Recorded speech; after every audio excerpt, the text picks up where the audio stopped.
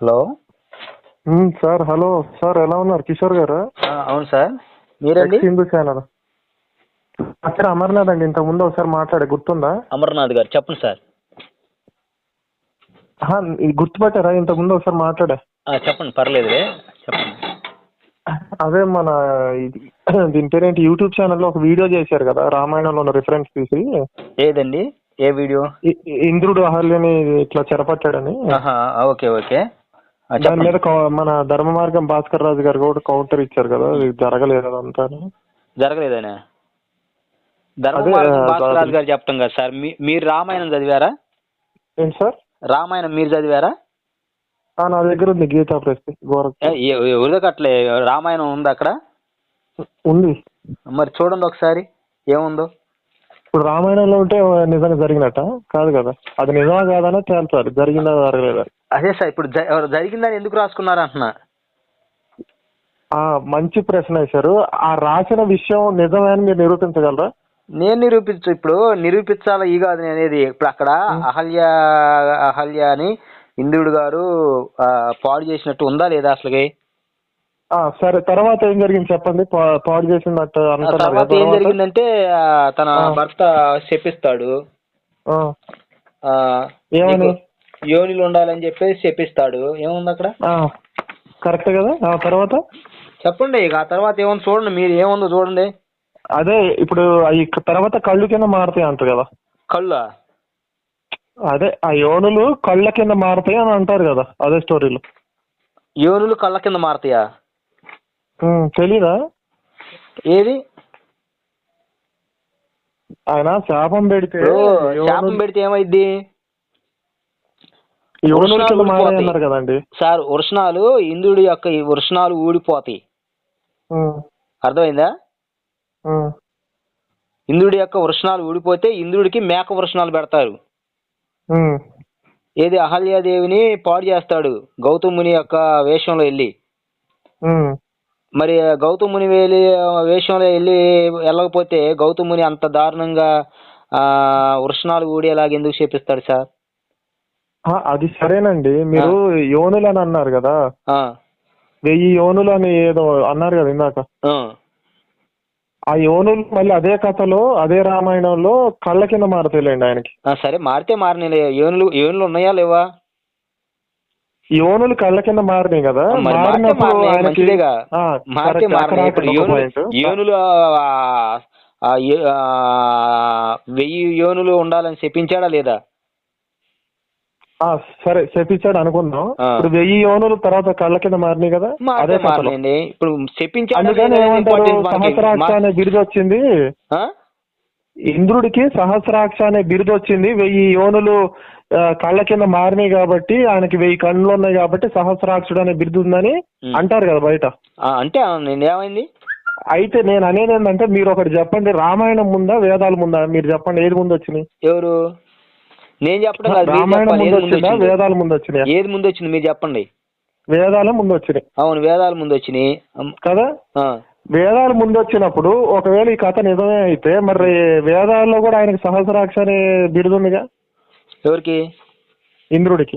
మరి ఇప్పుడు ఈ కథ తప్పు అంటారు అయితే? 100% అయిపోయా. ఈ వివరం లేదే మనకి సార్. అయితే ఇప్పుడు రామాయణాలు రాసిన తప్పు అంటారు అంతే మీరు? 100కి 200% కరెక్ట్ పాయింట్ ఇప్పుడు పట్టారు మీరు. నేను చెప్పేది అది, రామాయణంలో రాసిన తప్పు. రామాయణం తప్పు అయితే రామాయణంలో ఉన్న విషయాలు తప్పు కొన్ని. అంటే కొన్ని నిజాలు కొన్ని తప్పులా? 100% కరెక్ట్ ఇప్పుడు పట్టారు మీరు, క్యాచ్ చేశారు. అంటే కొన్ని నిజాలు ఉన్నాయి, కొన్ని తప్పులు ఉన్నాయి. అవును, అంతేనా రామాయణంలో? ఇప్పుడు ఆ లెక్కన అన్ని తప్పులే ఉంటాయి కదా, నిజాలు ఏడుంటాయి అప్పుడు అసలుకి? ఇప్పుడు పండితులు తెలుసాలి. అదే సార్, పండితులే తేల్చుతారు కానీ ఏ తప్పులు ఏ నిజాలు ప్రజలకు చెప్పొచ్చు కదా. మరి ఎన్ని తప్పులు ఈ నిజాలు అసలు మన వాల్మీకి రాయలేదని చెప్పొచ్చుగా మీరు ప్రజలకి. వాల్మీకి రాశాడు సార్. రాశాడు మరి వాల్మీకి చచ్చిపోయినాక రాశారు ఇవన్నీ, అతికిచ్చారు తీసుకెళ్ళి. ఇవన్నీ అతికిచ్చారా? ఎవరు? ఆయన రాసిన రైటింగ్ కాదు అది. రైటింగ్ ఉంది అయితే 100%. మూల రామాయణంలో ఆయన రాసిన రైటింగ్ ఈ రైటింగ్ మ్యాచ్ గా చూడండి మీరు. ఎక్కడ? ఇప్పుడు మిగిలిన శ్లోకాల్లో ఉన్న రైటింగ్ ఈ రైటింగ్ ఒకటి కాదు, ఆయన హ్యాండ్ రైటింగ్ కాదు. ఇది అన్నారు కదా ముందు. మూల రామాయణంలో మిగిలిన శ్లోకాలు ఉన్నాయి కదా, కొత్త రామాయణమా? ఇదే రామాయణంలో అసలు రామాయణం ఎన్ని శ్లోకాలు ఉన్నాయి వాల్మీకి గారు రాసిన దాంట్లో? సుమారుగా 16,000 అంటారు, ఇప్పుడు 24,000 అయినాయి. 16,000? అసలు రామాయణంలో 16,000. అదే ఎక్కడుంది అసలు ఆ 16,000 ఉన్నటువంటి Ramayanam? Pune oriental library institute అని దాంట్లో 1951లో పబ్లిష్ చేశారు, క్రిటికల్ ఎడిక్షన్ ఆఫ్ రామాయణ అని. అది ఒరిజినల్ ఆథెంటిక్ అన్నమాట. అందులో 16,800 ఉంటాయి మంత్రాలు, శ్లోకాలు. తర్వాత ఇప్పుడు వీళ్ళు గీతా ప్రెస్ గోరఖ్పూర్ వాళ్ళు 24,000 శ్లోకాలతో ఇస్తున్నారు. అది తప్పయి. గీతా ప్రెస్ వాళ్ళు తప్పు 100%. Okay okay. మరి మీరు మిగతా రామాయణాన్ని గీతా ప్రెస్ చేస్తున్న పని చాలా ఫ్రాడ్ పని అది. మరి గీతా ప్రెస్ వాళ్ళే కాదు, చాలా మంది మహనీయులు సంస్కృత పండితులు రాశారు కదా సార్, చాలా రామాయణాలు అనువాదం చేశారు కదా చాలా మంది రాశారు సార్. కానీ రాసిన విషయం తప్పు కదా, అది నిజం అవ్వాలి కదా రాసినంత మాత్రాన. మరి ఎందుకు అడగలే మీరు? అందరిని అడుగుతున్నాం, అందరిని ఎవరికి వాళ్ళు మొహం చెల్లక కరెక్టేనండి మీరు అన్నది. మరి వేదాల్లోనే ఇంద్రుడికి సహస్రాక్ష అనే బిరుదు ఉంది, మరి గౌతమ మహర్షి శాపం ఇస్తే సహస్రాక్ష అనే బిరుదు వస్తే మరి రామాయణం ముందు అవ్వాలా వేదాలు ముందు అవ్వాలా? వేదమే ముందు. ఈ సంఘటన ఎక్కడిది? ఏది మీరు అనేది? ఇప్పుడు ఇది జరుగుతున్నటువంటి సంఘటన ఎప్పుడో జరిగిన సంఘటనే విశ్వామిత్ర మహర్షి చెబుతున్నాడు రాముడు గారికి. ఎప్పుడో జరిగిన సంఘటన, అది ఎవరు ధ్రువపరిచారు అంటున్నా నేను. అది రాముడు గారికి విశ్వామిత్రుడు చెబుతున్నాడు ఇట్లా జరిగిందని. మరి ఎప్పుడో జరిగింది, రామాయణ కాలంలో జరిగింది కాదు, ఎప్పుడో జరిగిందని చెబుతున్నాడు. ఈయనట్ట చూశారంటున్నా జరిగిందని చెప్పడానికి. చూశాడంటే ఇప్పుడు ఇవన్నీ ఎట్లా రాశారు మరి? మీరు ఎందుకు రాసుకున్నారు మరి ఇవన్నీ గ్రంథాలు? ఉండాలి కదా. కాదు సార్, మరి ఈ గ్రంథాలు ఎందుకు రాసుకున్నారు? రామాయణం తప్పేకైతే రామాయణం ఎప్పుడు వచ్చింది, వేదాలు ఎప్పుడు వచ్చినాయి సార్? అన్నేళ్ళు బతికాడు ఆయన. ఎవరు చెప్పిన ఆయన? అది మరి మీరు చెప్పాలి, మీరు ఒక వీడియో చేసి చెప్పారా అన్ని లక్షల సంవత్సరాలు?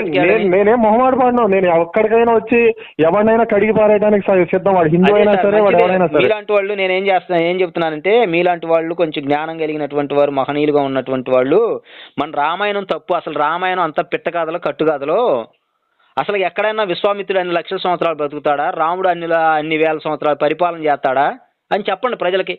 విషయం చెప్పమంటారా? ఈ త్రేతాయుగం ఇవన్నీ కూడా ఫేకే, హంబక్కయి. నేను ఎవరి ముందు చెప్పమన్నా చెబుతా. ఈ లక్షలు నోటు తెడితే ఈ లక్షల కోట్లు, రాముడు 12,000 సంవత్సరాలు పరిపాలించాడు, దశరథుడు 1,00,000 కోట్లు, తర్వాత 50,000 సంవత్సరాలు, ఇవన్నీ హంబక్ పెట్టకథలు అంటారు. 100%. ఓకే ఓకే సార్, రిక్వెస్ట్ చేస్తాను నేను, ఒక వీడియో చేసి ఏం చేస్తారంటే సోషల్ మీడియాలో పెడితే ప్రజలందరూ కూడా తెలుసుకుంటారు సార్. మేము అదే పనిలో ఉన్నాం ఆల్రెడీ. అది ఒక వీడియో చేసి కొంచెం నాకు ఆ లింక్ పెట్టండి, నేను ప్రజలకు షేర్ చేస్తాను. ఒక వీడియో కాదు, సిరీస్ వస్తుంటాయి ఇట్లాంటివన్నీ కూడా. అది పెట్టారా ఏమన్నా? మీరు రామాయణంలో ఎక్కడ త్రేతాయుగం అనే పేరే లేదు అందులో. సరే సార్ ఏమైనా చేశారు వీటి మీద? రామాయణం అంతా కట్టు కదా పెట్ట కదా ఫేక్ అని ఏమైనా వీడియోలు చేశారా? వీడియోలు చేయలేదు, కానీ నేను అఫీషియల్ గా చాలా మంది సభల్లో మామూలుగా అఫీషియల్ గా మాట్లాడితే మీ యూట్యూబ్ లో ఏముంది, నాకు జూమ్ కాల్ లో లింక్ ఇవ్వండి, నేను వచ్చి డైరెక్ట్ చెప్తా.